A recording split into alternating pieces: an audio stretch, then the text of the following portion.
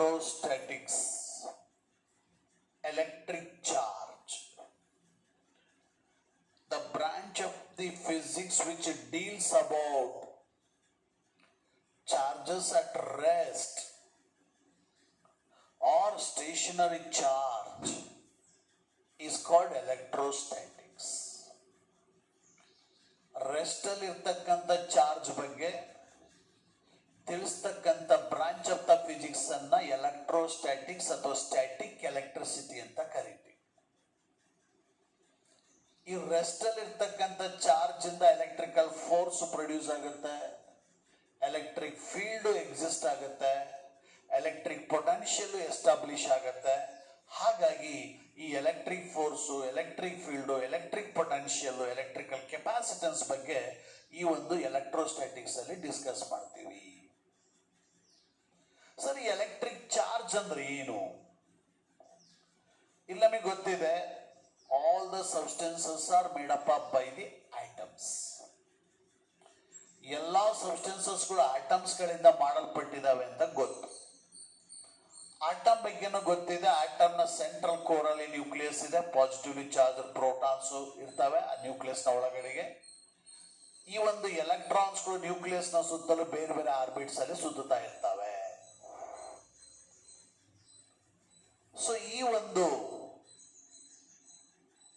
Electron ಆಗಿರ್ಬೋದು ಅಥವಾ proton ಆಗಿರ್ಬೋದು, ಇವು fundamental particle of an atom.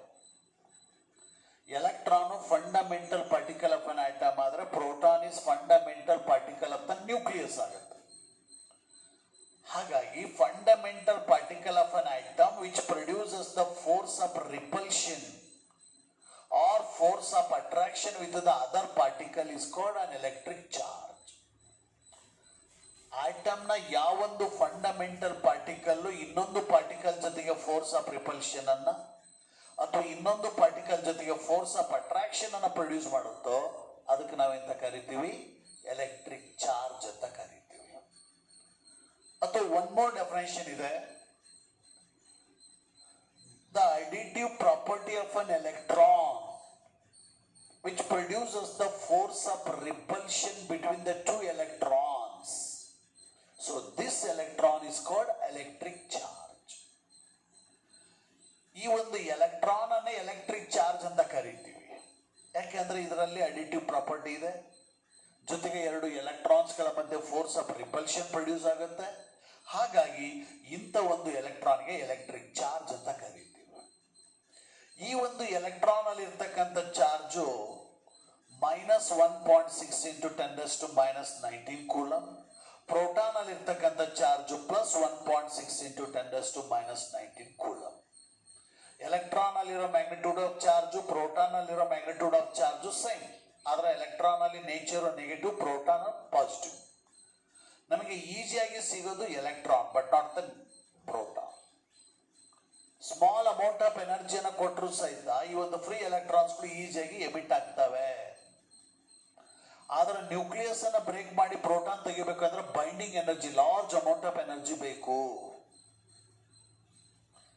ಜೊತೆಗೆ ಯಾವುದೇ ಒಂದು ಆಟಮ್ ತಗೊಂಡ್ರೆ ಆಟಮ್ ಅಲ್ಲಿ ಎಷ್ಟು ಪ್ರೋಟಾನ್ಸ್ ಇರ್ತಾವ ಅಷ್ಟೇ ಎಲೆಕ್ಟ್ರಾನ್ಸ್ ಇರ್ತವೆ. ಅಂದ್ರೆ ಎಷ್ಟು ಪಾಸಿಟಿವ್ ಚಾರ್ಜ್ ಇರುತ್ತೋ ಅಷ್ಟೇ ನೆಗೆಟಿವ್ ಚಾರ್ಜ್ ಇರುತ್ತೆ. Atom is always neutral.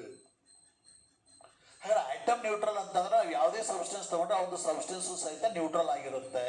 ಈ ಪೆನ್ ತಗೊಂಡ್ರೆ ಪೆನ್ ನ್ಯೂಟ್ರಲ್, ಈ ಒಂದು ಬೋರ್ಡ್ ತಗೊಂಡ್ರೆ ಬೋರ್ಡ್ ನ್ಯೂಟ್ರಲ್ ಆಗಿರುತ್ತೆ. ಅದೇ ರೀತಿ ನಾವು ಕುತ್ಕೊಳ್ತಕ್ಕಂಥ ಚೇರ್ ಇರ್ಬೋದು, ಟೇಬಲ್ಸ್ ಇರ್ಬೋದು, ಎಲ್ಲವೂ ಸಹಿತ ನ್ಯೂಟ್ರಲ್ ಆಗಿರ್ತವೆ. Because items being neutral. So ಈ ಒಂದು ಎಲೆಕ್ಟ್ರಿಫಿಕೇಶನ್ ಬಗ್ಗೆ ಟೇಲ್ಸ್ ಆಫ್ ಮಿಲಿಟಸ್ ಅಂತಕ್ಕಂಥನು ಎಕ್ಸ್ಪ್ಲೇನ್ ಮಾಡ್ತಾನೆ. ಅವನು ಈ ಒಂದು ಗ್ಲಾಸ್ ಅನ್ನ ಅಂಬರ್ ಜೊತೆಗೆ ರಬ್ ಮಾಡ್ತಾನೆ. ಅದಾದ್ಮೇಲೆ ಡಿಟೇಲ್ ಆಗಿ ವಿಲಿಯಂ ಗಿಲ್ಬರ್ಟ್ ಅಂತಕ್ಕಂಥ ಸೈಂಟಿಸ್ಟ್ ಎಕ್ಸ್ಪ್ಲೇನ್ ಮಾಡ್ತಾನೆ.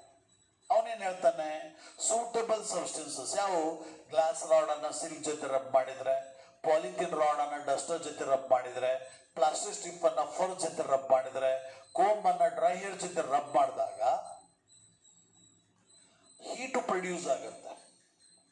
ಆ ಹೀಟ್ ಎನರ್ಜಿಯನ್ನು ತಗೊಂಡಿರ್ತಕ್ಕಂಥ ಎಲೆಕ್ಟ್ರಾನ್ಸ್ ಇಂದ ವರ್ಕ್ ಫಂಕ್ಷನ್ ಆಗುತ್ತೆ. ವರ್ಕ್ ಫಂಕ್ಷನ್ ಅಂದ್ರೆ ಗೊತ್ತಿದೆ, minimum energy required to liberate the electron.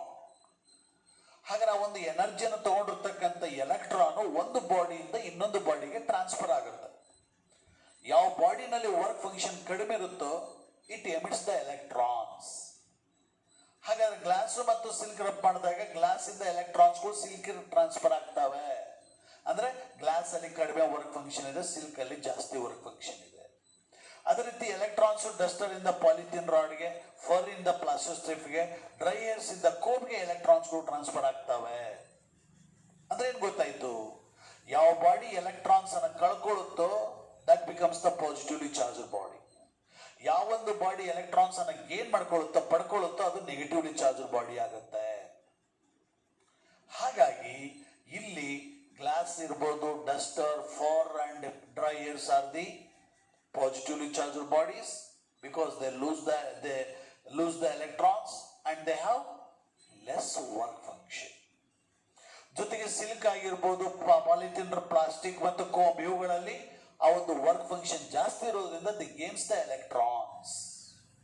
ಹಾಗಾಗಿ the process in which electrons are added to the body or electrons remove from the body is called electrification or charging.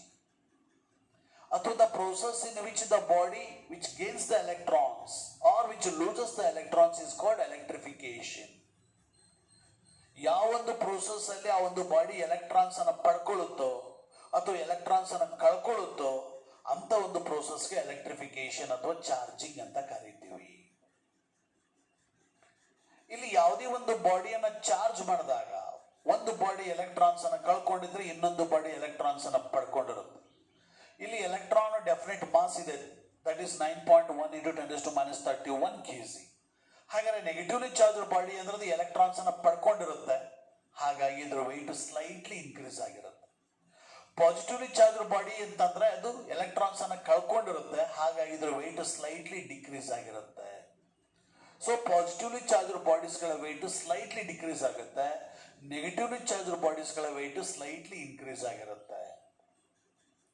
ಇಲ್ಲಿ 2 kinds of charge ಇದೆ ಅನ್ನೋದನ್ನ Benjamin Franklin ಅಂತಕ್ಕಂಥನು ಕಂಡುಹಿಡಿತಾನೆ. ಈಗ glass ಮತ್ತು silk ಅನ್ನು rub ಮಾಡಿದಾಗ glass ಮತ್ತು ಇನ್ನೊಂದು ಸೆಟ್ ಆಫ್ ಗ್ಲಾಸು ಮತ್ತು ಸಿಲ್ಕ್ ಅನ್ನು ರಬ್ ಮಾಡ್ತಾನೆ. ಗ್ಲಾಸು ಮತ್ತು ಗ್ಲಾಸ್ ಹತ್ರ ತಂದಾಗ ಅವು ರಿಪೆಲ್ ಆಗ್ತವೆ, ಸಿಲ್ಕ್ ಮತ್ತು ಸಿಲ್ಕ್ ಅನ್ನು ಹತ್ರ ತಂದಾಗ ಅಟ್ರಾಕ್ಟ್ ಆಗ್ತವೆ. ಅವು ಸಹಿತ ರಿಪೆಲ್ ಆಗ್ತವೆ. ಗ್ಲಾಸು ಮತ್ತು ಸಿಲ್ಕ್ ಅನ್ನು ಹತ್ರ ಗ್ಲಾಸು ಹತ್ರ ತಂದಾಗ ರಿಪೆಲ್ ಆಗ್ತವೆ, ಸಿಲ್ಕ್ ಮತ್ತು ಸಿಲ್ಕ್ ಅನ್ನು ಹತ್ರ ತಂದಾಗ ರಿಪೆಲ್ ಆಗ್ತವೆ. ಅಂದ್ರೆ ಏನ್ ಗೊತ್ತಾಯ್ತು? ಅವೆರಡು ಸಿಲ್ಕ್ ಅಲ್ಲಿ ಮತ್ತು ಅವೆರಡು ಗ್ಲಾಸ್ ಅಲ್ಲಿ ಲೈಕ್ ಚಾರ್ಜ್ ಇದೆ. ಗ್ಲಾಸ್ ಮತ್ತು ಸಿಲ್ಕ್ ಹತ್ರ ತಂದಾಗ ಎರಡನ್ನು ಒಂದಕ್ಕೊಂದು ಅಟ್ರಾಕ್ಟ್ ಆಗ್ತವೆ. ಹಾಗಾದ್ರೆ ಒಂದರಲ್ಲಿ ಪಾಸಿಟಿವ್ ಚಾರ್ಜ್ ಇದೆ, ಇನ್ನೊಂದರಲ್ಲಿ ನೆಗೆಟಿವ್ ಚಾರ್ಜ್ ಇದೆ ಅಂತ ಗೊತ್ತಾಯ್ತು. ಹಾಗಾದ್ರೆ ಯಾವ್ದ್ರಲ್ಲಿ ಪಾಸಿಟಿವ್ ಚಾರ್ಜ್ ಇದೆ, ಯಾವ್ದ್ರಲ್ಲಿ ನೆಗೆಟಿವ್ ಚಾರ್ಜ್ ಇದೆ? ಈಗ ಪಾಲಿಥಿನ್ ರಾಡ್ ಮತ್ತು ಡಸ್ಟರ್ ಅನ್ನ ರಬ್ ಮಾಡ್ತಾನೆ. ಆಗ ಒಂದು ಪಾಲಿಥಿನ್ ರಾಡ್ ಅನ್ನ ಸಿಲ್ಕ್ ಹತ್ರ ತಂದಾಗ ಅವೆರಡು ಏನಾಗ್ತವೆ? ರಿಪೆಲ್ ಆಗ್ತವೆ. ಅವಾಗ ಗೊತ್ತಾಗತ್ತೆ ಸಿಲ್ಕ್ ಅಲ್ಲಿ ನೆಗೆಟಿವ್ ಚಾರ್ಜ್ ಇದೆ. ಪಾಲಿಥಿನ್ ರಾಡ್ ಅನ್ನ ಗ್ಲಾಸ್ ಹತ್ರ ತಗೊಂಡ್ಬರ್ತಾನೆ, ಅಟ್ರಾಕ್ಟ್ ಆಗ್ತಾವೆ. ಅದ್ರಲ್ಲಿ ನಮಗೆ ಗೊತ್ತಿದೆ ಪಾಲಿಥಿನ್ ರಾಡ್ ಅಲ್ಲಿ ಯಾವ ಚಾರ್ಜ್ ಇದೆ?